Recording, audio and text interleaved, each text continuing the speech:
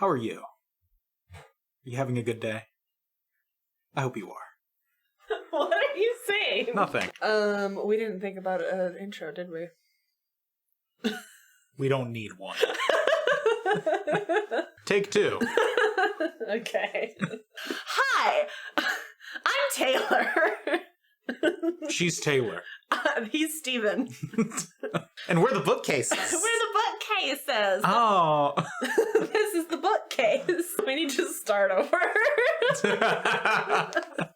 Hello, I am Taylor. And I'm Steven. And we're the bookcases. Why would you do that?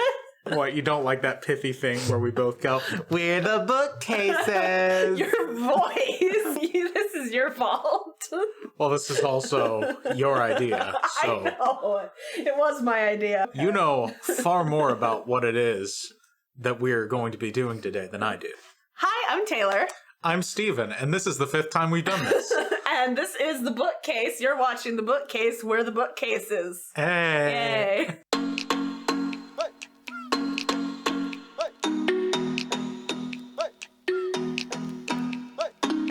What are we doing today, Taylor? So this is my idea, which is why he has to ask. We are doing the BookTube newbie tag,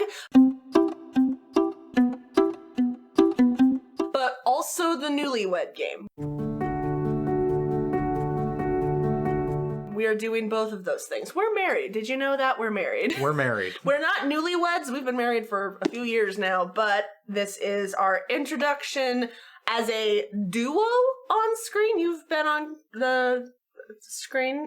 I've made a couple of videos. You've made a couple of videos. I've made a video. I have a couple others that are in the editing process, but we have not made one together yet. So we're going to do the classic BookTube newbie tag. I don't have all of the questions. I have the questions with me right here. I picked the ones out of the original 7 and then the added ones that people do on after that. I've picked the ones that I liked the best, but then I've also picked some questions from the newlywed game where we ask each other questions and you have to guess what my answer would be and I have to guess what your answer would be. So we're gonna go every other question. We're gonna do a BookTube question and then one of the newlywed game questions. Does that make sense? Is any of this coherent at all? Nothing in my life ever makes sense, but let's do it anyway. All right. Question 1 for the BookTube newbie tag is, why did you start this channel? Well, why did we start this channel? But you can answer first because this was your idea. Well, this was a thing that I did because of the two of us, I'm the one who actually watches BookTube videos. Yes. And she's the one who exists in the room while I watch BookTube videos and maybe like play a video game on my Switch while I've got like a Daniel Green video or a Murphy Napier video playing in the background. And one of the things that we both know about ourselves is we want to be reading more books, but we never do because... Which is what my entire first video was about. We're terrible at time management. So we decided to try to motivate ourselves by kind of establishing deadlines. For me, it was I wanted to talk about books and I wanted to try to make something. So I decided, well, I want to read books and I like talking about stuff. So I read a relatively short book, which was this one, The Many Lives of Stephen Leeds. And I decided to just make a video about it because I wanted to give it a shot. And I wanted to do it a couple of times to see if it would stick. And when you were like, hey, this is something that I kind of want to try, I was like, ooh, me too. That sounds fun. I'll do that. I like video essays. We both like video essays, but I want to try making video essays. Not every video that I make is going to be a video essay. I want to do other less intensive things as well. In fact, the second video that I have made that I have finished editing and just needs to be uploaded is basically the complete opposite of a video essay, but I like making things and I like trying lots of different things. So when you were like, hey, I think I want to try this, I was like, hey, I want to try it too. And now we're doing it. Oh no, I lost my place.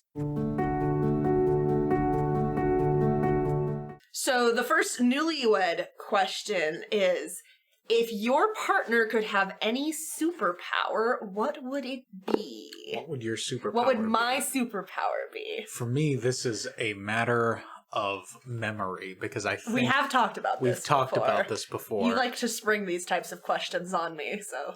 Was yours shape-shifting? That's one of them.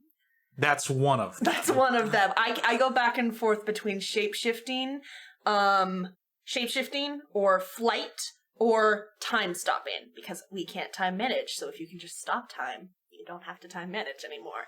Last night you said zippers, and I don't know what that means. Okay, so I am the kind of trash that reads JoJo's Bizarre Adventure. Oh, I should have known it was a JoJo thing. I think my favorite superpower that I've seen in that comic, and one I would love to have, is a guy who can just like put zippers on things and then unzip them. That's so, not like, a superpower. Yes, it is. Can you put zippers on things and unzip things like walls and doors and whatever? I think most people, when they think of superpowers, they don't think of the very hyper-specific things that you see in JoJo or like Hunter x Hunter. For me, it's less, because a lot of people like, oh, what is the thing I would like to do? And I think, what would be the goofiest superpower to just have like as a conversation starter? So like, a conversation starter. If you were in a world where everybody had superpowers, what quirky, weird superpower would you want to have? And my answer is zippers. I guess that's fair.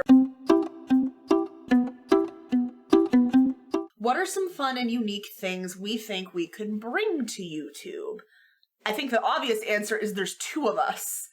I know you watch more BookTube than I do, but the stuff that I have seen is mostly one person at a time. And we definitely are doing solo videos, but we will do more videos like this where it's two of us talking about a thing. Yeah, and I will say, I haven't really put a lot of thought into like, what's unique about me? Because honestly, a lot of what I've done has been like aping things that I like from other content creators, which I'm capable of recreating. That's what everybody does, though. It really is. That's the nature of creation. There's nothing bad about that. There's nothing new under the sun. That's what our first, probably, discussion video is going to be about, is originality. Yeah. And how there's no such thing. But aside from that, yeah, a lot of BookTube content creators are sort of one-and-done things. Mm-hmm.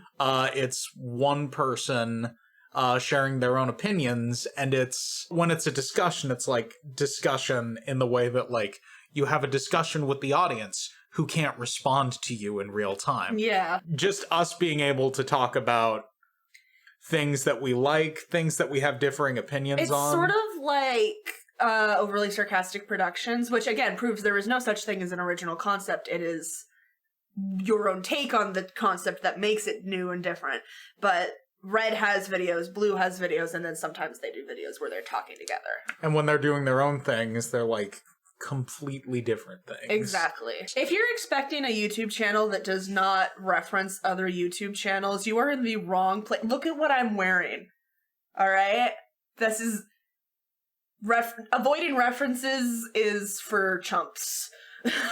Memento mori. What is something your partner obsesses over? So what is something that you obsess over? I have two answers, and I think both are correct. One answer is a media thing that you obsess over, and that is this beautiful... Is that in frame? Is that in frame? Yes. The Cosmere. You love the Cosmere. You love Brandon Sanderson. And then the non-media thing is controllers. Yes. I am, You should see the number of times that he has, like, come up to me with, like, his controller and been like, do you hear that? And I'm, what? The plastic is grinding on the plastic. I'm like, okay. So, I am because I like video games. And I like weird third-party, like, controllers and stuff. Because, like, usually you get, like, a controller from PlayStation or Xbox or Nintendo. It just works. Those have been quality tested into the ground. It just works. It just works. I also like these really weird, like, third-party offshoots, like the reputable ones. I like 8-bit Do controllers. I like Valve's stuff. And they have all these interesting features, but they also have... Valve? Do you really? I would say yes. You like the idea of Valve? The platonic idea of Valve? I like the concepts that their hardware is playing with. It's just that their build quality... I have never heard you complain so much about a thing as much as you have complained about the minute ways that your Steam Deck doesn't work. There have been, and mostly it's because I'm super picky, there are like all these minor issues that I have with my Steam Deck that I'm like, I need to fix this. I need this analog stick to respond properly. I need these triggers to not grind the way they're grinding. I need to file this, oil that. So yes, I am very obsessive about the quality of my controllers. I'm this close to like grabbing one of those controllers and bringing it over to the microphone and be like, do you hear that? Do you hear that? Do you hear that? Do you hear the creaking right there? That shouldn't be there. What's something I obsess over? Well, I know you obsess over whatever micro obsession of the week you have found on Tumblr. Hey, hyperfixations. So you have content personalities which serve as your sort of hyper-fixated obsessions. And what you'll do, because you never do one thing at That's a time. true. That's true. You never just play a video game or just watch a movie. You're always doing that, and also you have something else you're doing. About the only thing that you need to do focused is reading. That's true. I read Of Mice and Men the other night, and I tried to like put on music in the back. I couldn't do it. I had to turn it off. See, with her, it's like her hyperfixations change around. Because right now you. What's my current one? So most recently, the one I saw is because while you were playing Raft last night, you had on compilations of Markiplier and Pals moments. Yes, well, when do we not? You also like having Game Grumps compilations. Yeah. Occasionally, you go back to like Thomas Sanders compilations. Well, not compilations. I've been off the Sanders Sides train for a couple of months, which again, if you follow me on Tumblr, you probably noticed that. I do not apologize for it, but I also do apologize for it because I sure left a lot of fics just kind of open without their endings written. Oops. But that, yeah, YouTube mostly. The fic is on life support. Listen, I will finish them someday. Probably.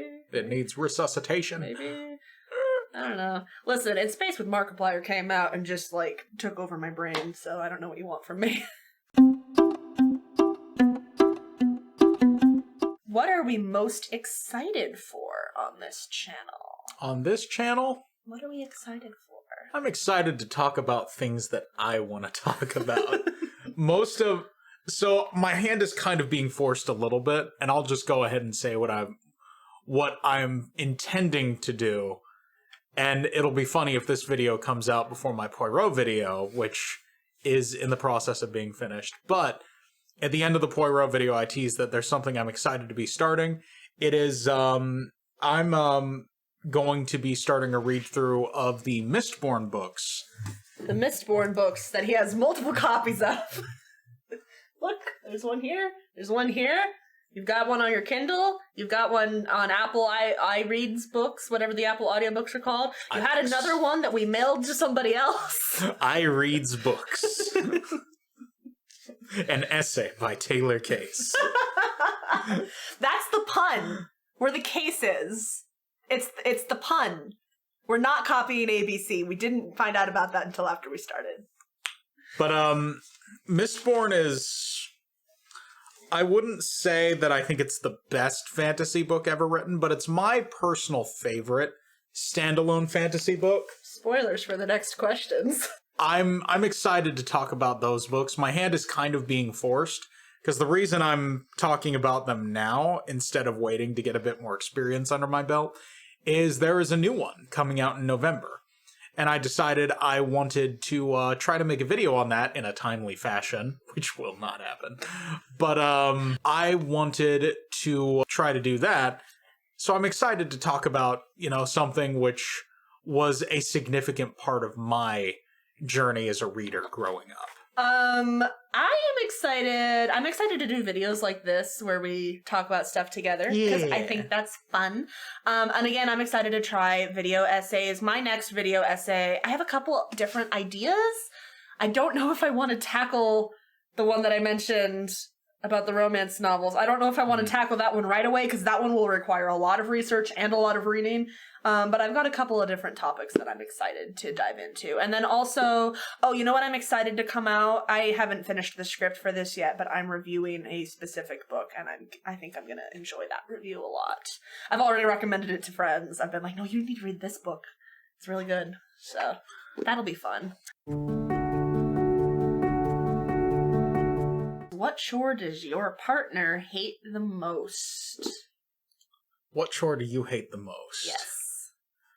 Recent memory vacuuming. You're correct. Vacuuming is... You're making that face because I vacuumed yesterday and I was very upset about it.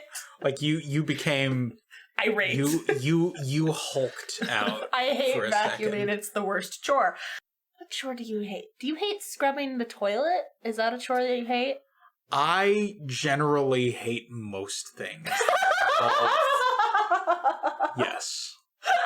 I hate most things that involve, like, scrubbing with liquid. Toilets, sinks, dishes. You hate that's everything. That's everything that involves liquid. That's fair, I suppose. The next booktube question. He hates water. That's the answer. I'm a cat.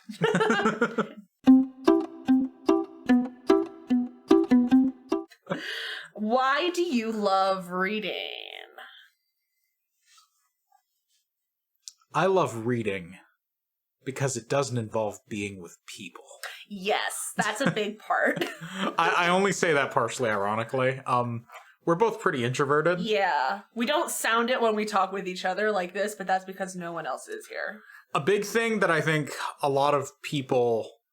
Because I think most people on the internet now get this a little bit more. But introversion and extroversion aren't necessarily you like people or hate people. It's just... The question is, where do you derive energy from? Does being with people energize you or deplete you of energy? Mm-hmm. I think most people in general like being with people, especially people who they know. Now, I will say, like, I think for both of us, like, just events full of strangers. Yeah, no, don't. Not about that life. But Thank even you and if goodbye. Even if I'm just going to go hang out with friends, that is an activity that while I enjoy it, it demands energy from me. So I much prefer to be, especially if I'm in a state where I've got no energy. I want to do something I can do on my own, which is usually going to be something like watching a movie or a video, playing a video game, reading a book. And I did just make a whole video essay about how reading a book takes more intentional energy than any of the other of those actions, which is true, but also reading a book by yourself does take less mental energy than socializing, at least for us. Consume content. Consume content. I like reading because it caters to my social needs, but also I like experiencing new stories and new ideas that people have had for stories. Yeah. And that's why I enjoyed reading stuff like Brandon Sanderson. I like fantasy in general. Also, I've been trying to do it less, but I do generally enjoy fan fiction in fandoms that I'm in. The only reason I'm trying to read less fan fiction now is mostly because I'm trying to use my reading energy on books. Yeah. I don't think fan fiction is any less valid. Again, I basically grew up. I found fan fiction in high school, and basically that became like a large part of the content that I consumed because it's very effortless to consume.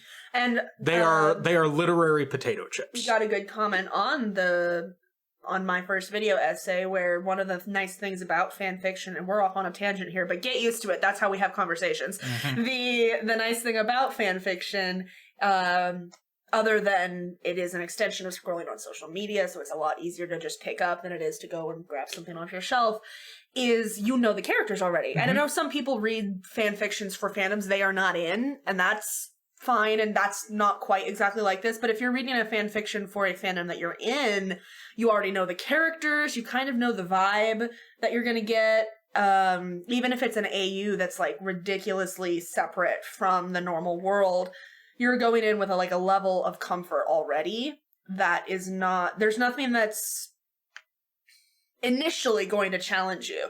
Not that there are not stories that have been published as fan fiction that can't challenge you. There definitely are. I can name a couple from my fandom off the top of my head, but it's just that barrier of entry is lower. Yeah, because my favorite fan fictions, the ones that like I would actually go back to, or the ones that like I would go up to someone and say, this is actually like worth your time, even to someone who doesn't necessarily read fan fiction. It's those ones that really set out to do something ambitious.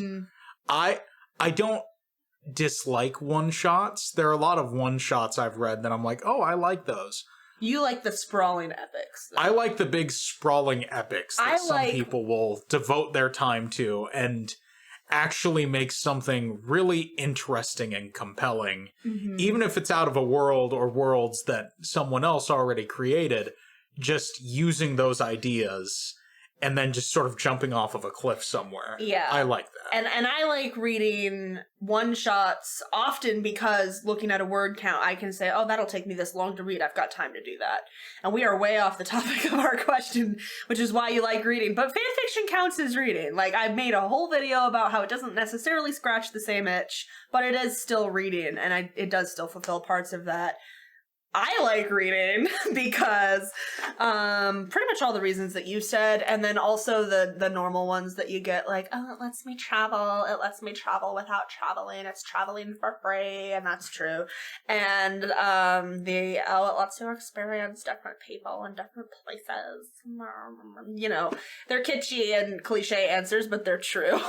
But yeah, no, I like reading because of that, and it's escapism. It's 2022, man. We all need escapism. All right? What more do you want? That's the long and the short of it. What is one food your partner couldn't live without?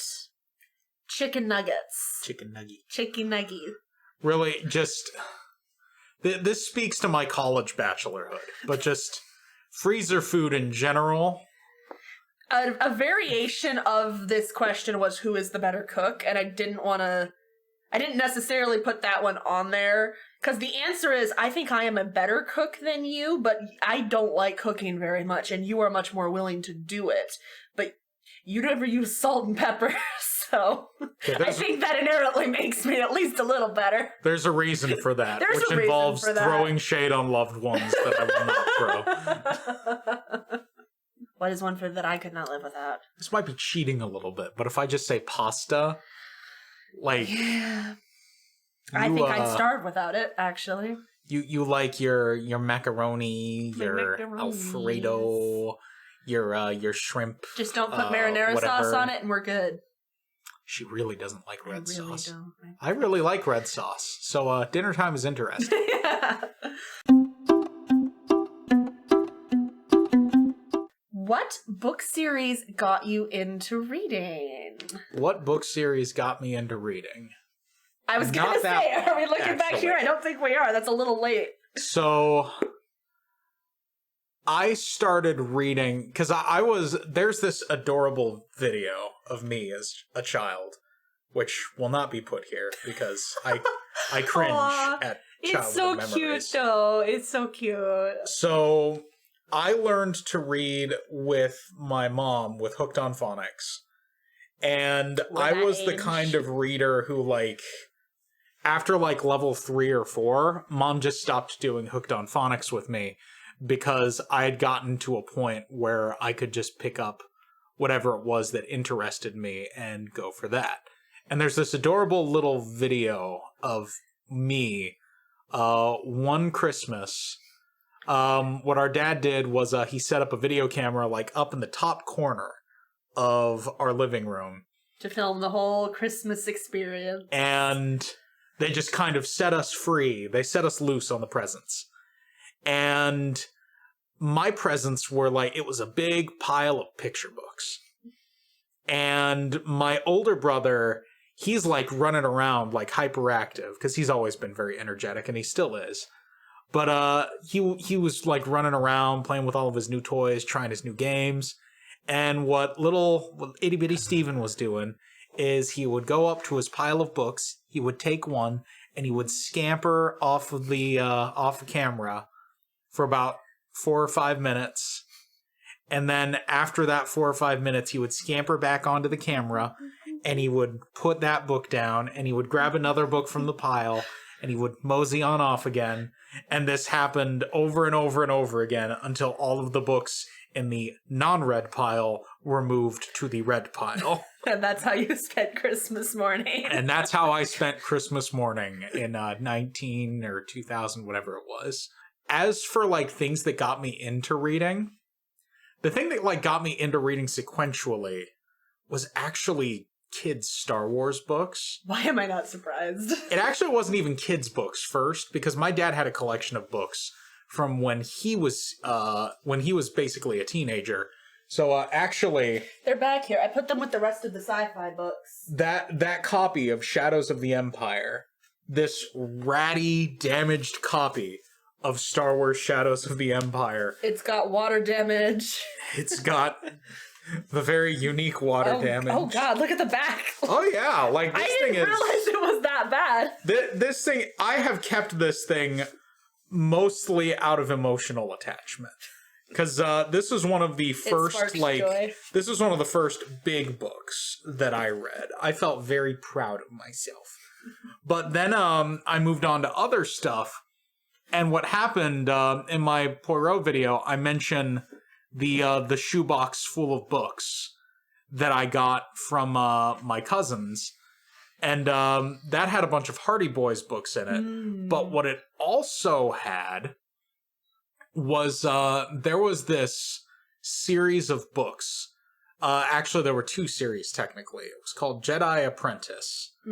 And they were we've got those. They were like K through 5 books, I think.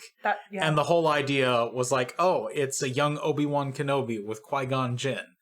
And those books were very memorable to me. That was the first time I ever sat down and really wanted to read a series. I remember checking out a bunch of those books from my school library. And I remember the first time I ever ordered a book online with Mom's help was because it was the one book in the series that the library didn't have, and I didn't get out of that shoebox.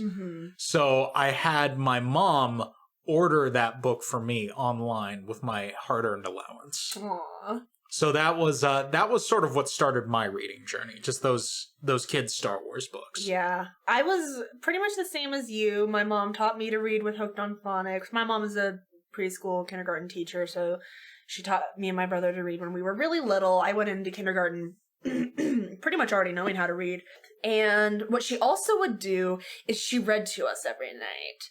And she didn't just read picture books to us, although she definitely did. I remember by the time I was in kindergarten or first grade, she was reading chapter books to us. So she read me all the American Girl books and all of the Little House on the Prairie books, those types of things. So when I was thinking about series, what series got me into reading?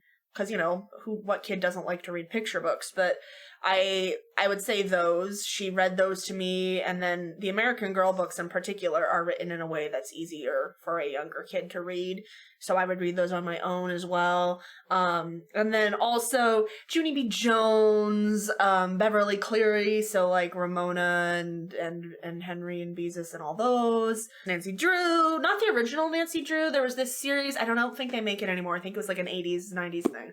But there's this series called the Nancy Drew Notebooks that is Nancy Drew in 3rd grade solving the types of mysteries that a 3rd grader would solve. And I adored those.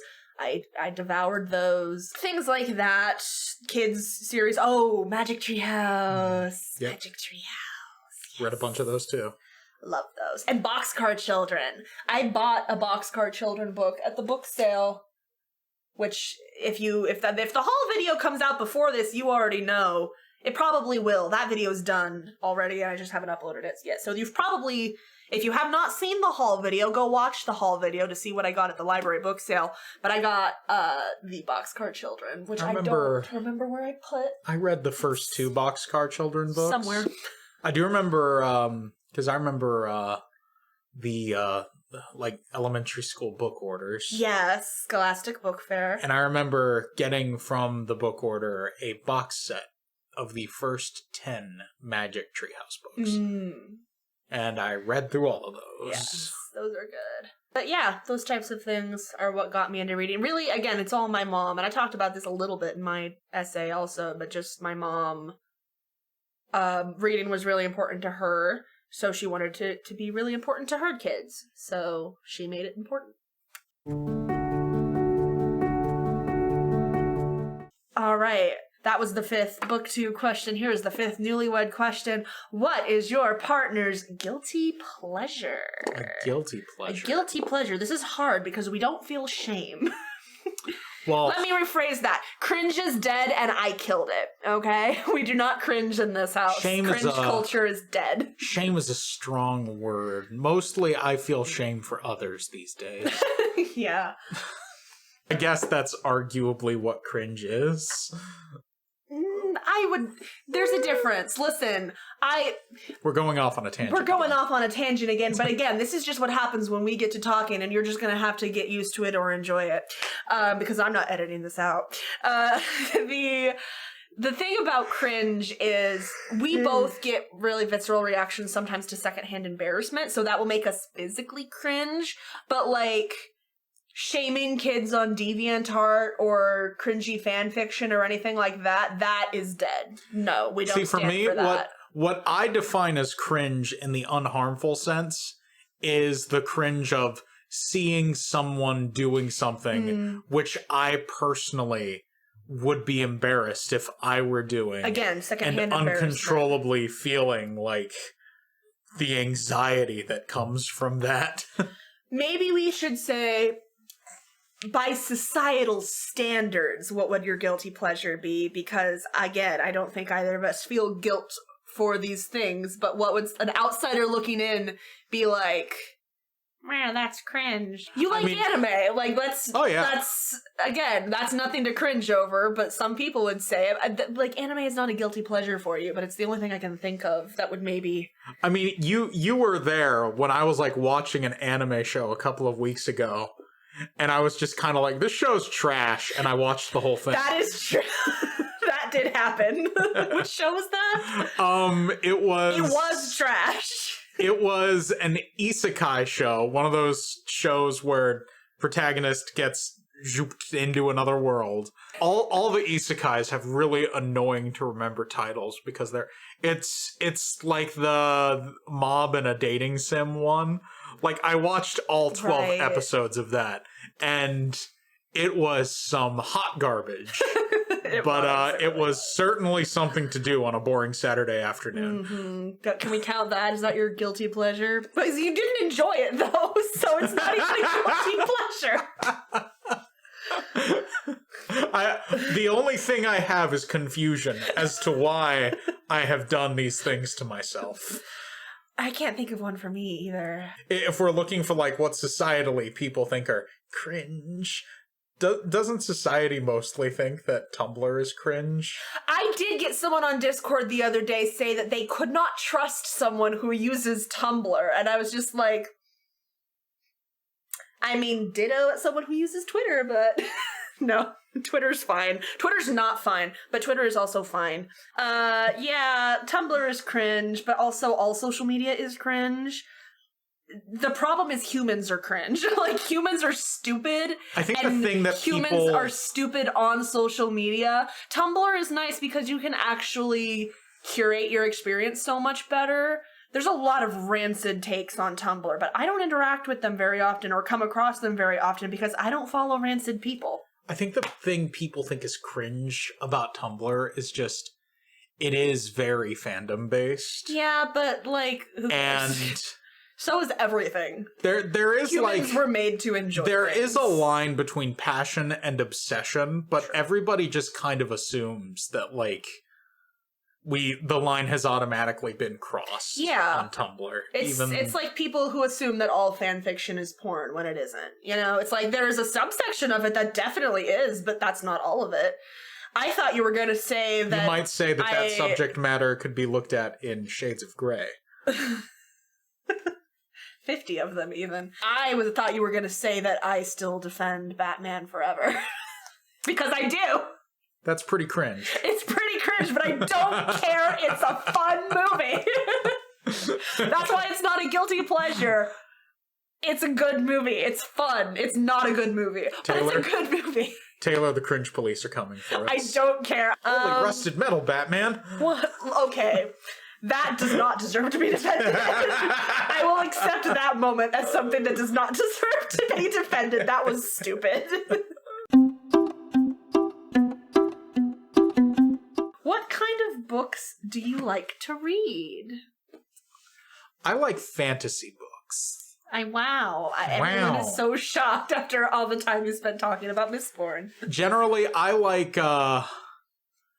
world building, which generally happens more in fantasy books or just books which take place in a world significantly different from our own. Now, you could argue that world building also happens in other books, like I guess the whole, like, Da Vinci Code thing could be considered a bizarre form of world building.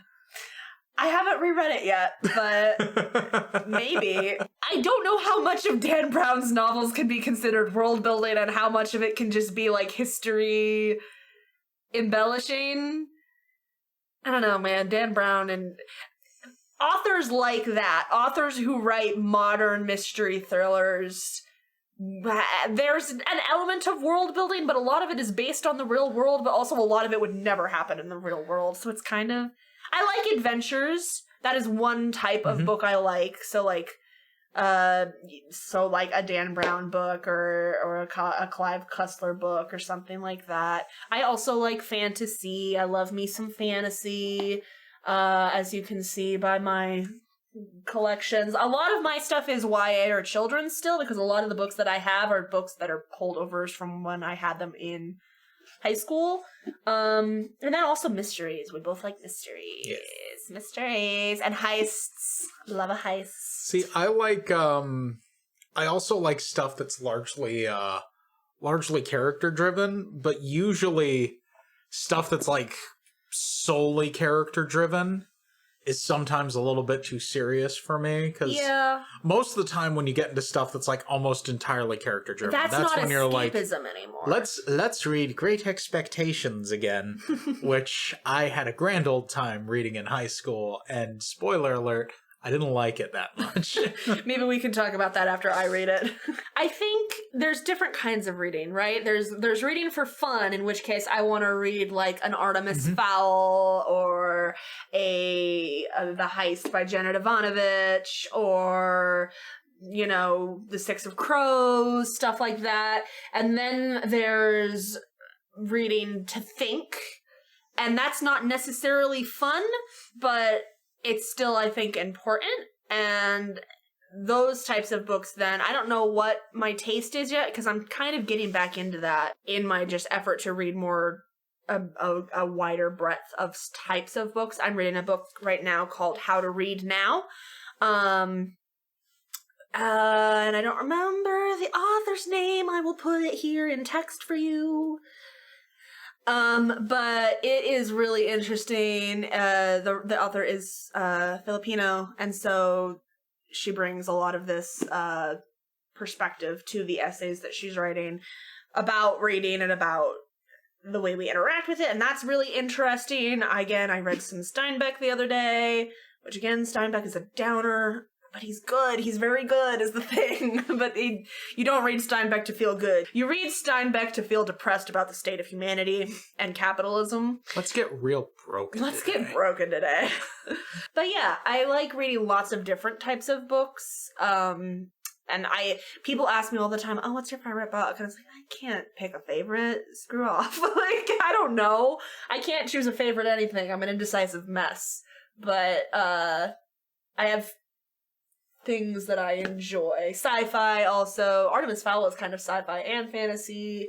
It's got some Star Trek, some Star Wars, all that jazz. I guess I also just really I like stuff which deviates from the norm. I'm not a huge fan of books that are just about regular life. Yeah, it'd be easier to list books that we don't read. Westerns, romances, normal people books, like books about everyday life. We don't read those. To me, it's just kind of you've got stories where people do fantastical things, and then you've got stories where people just do regular stuff. And fantastical doesn't necessarily mean, oh, they have superpowers, although it can be that. Yeah, because Sherlock Holmes is about relatively normal people, and they go around solving crimes, which is pretty fantastical. Again, we like to read to escape, which is why I generally probably the least fun reading experience I had in high school was Pride and Prejudice. Don't tell my mom that. She loves Pride and Prejudice so much. I absolutely understand why some people love Pride and Prejudice and they love Jane Austen, but it was not for me. Fair. It was just not suited to my tastes. Ooh. Who has better music taste? Shade has been thrown. I do. I have better music taste. I would say you have more diverse music taste. In Steven's defense, the reason that I say I have better music taste is because I listen to more kinds of music than you do. But I think there are some who could make the argument, you are so selective with your music tastes that someone would say, well, then clearly he has better taste because she'll just listen to anything. Which is not true. I won't listen to anything. But I will listen to a lot. For me, it's kind of so in a way, this is kind of the way I enjoy most media, whether it's movies, books, music, video games. I'm not looking for the 10 out of 10 perfect experiences. I'm looking for the things that happen to do one or two things that I care a lot about really, really well. Mm-hmm. Which is why some of my favorite video games are the 8 out of 10 games that some people just are really lukewarm over, but I'm just this is my favorite thing ever. Same thing with movies. And honestly, sometimes it's the same way with a couple of the books I read, but with music, it's just kind of I like to, and I've talked with you about this before, I like to equate the sound of what I'm listening to with the place that I visualize in my head. And I do that too. I just don't do that exclusively, and you almost do it exclusively. I almost do. That's kind of why I listen to a lot of musicals, because... Yes. We're also both classically trained musicians, by the way. Setting is included. But aside from that, I there's a really good album whose name I have to look up because I'll mix up the album name and the artist name. The group is The Midnight, and the album is called Nocturnal. Oh, is that the one that you listen to while driving? I like to listen to that song while driving at night. That one it's excellent driving at night vibes. Because it's got this, it sounds just like this album cover looks. It's excellent. And I love the vibes I get from it. It's very sort of sci-fi Blade Runner-esque stuff. Mm-hmm, very electro synth. Yeah. And someone knows how to play the saxophone. The thing is I am the same way with music as I am with all my other media in the same way. Whereas if somebody asks me, oh, what's your favorite artist or your favorite band or your favorite song? I can't tell you that, but I can tell you what I'm listening to right now. So if someone comes up to me and says, who's your favorite YouTuber? I could list you like 15 people, but it depends on what I'm watching at that moment. So right now it's Markiplier, but in the past it's been Try Guys or Thomas Sanders or Game Grumps or whoever. And then with books, it's like, oh, what's your favorite book series right now? Well, right now, it's probably, if I had to pick a series right now, it'd probably be the Grishaverse. But it's like, it's been Artemis Fowl, it's been Rick Riordan, it's been Harry Potter, it's been all these things. It's specifically the Six of Crows books in the Grishaverse. That's true. Yes, everybody knows those are the best ones. With the music, it's the same thing. It's like, oh, what's your favorite music? Well, I can tell you what album I'm listening to on repeat right now, which is Planet Zero by Shinedown. But it has also been Badlands by Halsey, or the entire discography of Billie Eilish, except for her latest album, which I still have not listened to, or the entire discography of Dodie, or just Dodie's first studio album, or any other sort of type of thing. The biggest difference between you and me is if you show me some music, I'm going to like it. And if I show you some music, like 90% of the time you go, it's not for me. And I'm just like... All right, we've got one question left for each category. We've got one more BookTube newbie question, one more newlywed question. So, what challenges do you think starting a BookTube channel will be hardest to overcome? Consistency. That's, yeah, in a word, yeah. I highly doubt we'll have a consistent upload schedule, because again, we both have jobs. We work.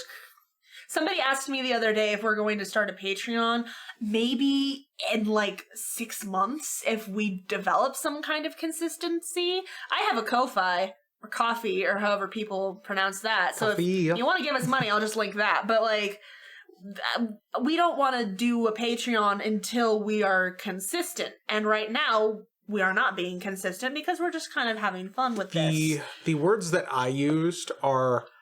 I don't want to make a Patreon if I am not making something that I feel like is worth patronizing yet. Yeah. And I don't feel like we're making something worth patronizing at the moment. We're basically hobbyists trying a thing out right. Yeah. And it's a thing we're enjoying so far. But and if it becomes something more, maybe that's in the future. But as of right now, we're just definitely chilling. No. We're just vibing. So yeah, consistency, and I think finding our unique voice and style is kind of a thing, and growing an audience. Again, right now I'm poaching off my previous audience. Hi, again, thank you for clicking on this video. Watch Steven's videos too, you cowards. Look at this face. How could you say no to this face? In the arms of an angel. So who knows? We'll just kind of, we'll play it by ear. That's what you do. That's what all music ends up being, and that's what all things end up being. You just play it by ear. And finally, if your partner was arrested, what would it be for? If you were arrested. I was arrested. Why would somebody arrest this? Why would someone arrest me? Look at me. I'm so innocent. I would say if you were arrested, it would have to do with some kind of traffic violation. Hey.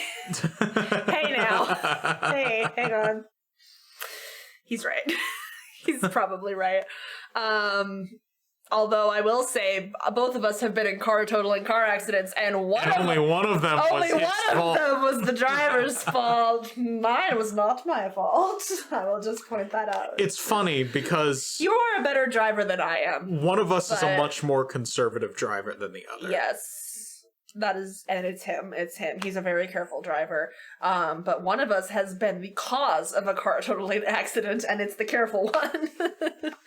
I got hit by a drunk driver, so that was not my fault at all. But what am I getting arrested for? I don't know. What are you getting arrested for? What am I getting arrested for today? You're such a sweet boy. Who could arrest you? Who could arrest your face? I would say that you would be arrested in, like, the medieval times, and you would be arrested for for making jokes about the king. You would be arrested the way a court jester is arrested and put in the stocks. You've made fun of the king. My only regret is that I am dying right now. So this has been a mess, but thank you for watching. If you liked this video, there are YouTube buttons that you can click. They do YouTube things. Yes, that's going to be my call to action in every video that I am a part of. It is 2022. You know how YouTube works. You know what the like button does, and you know what the subscribe button does, and no one knows what the bell does, but you should click it anyway because it does YouTube things. And you can leave comments if you're feeling particularly spicy. Like and subscribe, but it's a bear market on comments. Bye now. Leave a comment. But yeah, I am Taylor. I'm Steven. And this has been The Bookcase. Go have fun reading something. I was hoping we would like say it together, like in a... Okay. I'm Taylor. I'm Steven. And this has been The Bookcase. Oh, I thought we were gonna be like, we're The Bookcase. No, I refuse. I patently refuse. Oh, well, I'm Taylor. Why did I agree to do this with you? Because you've chosen me as your life partner. I guess I have. I am Steven.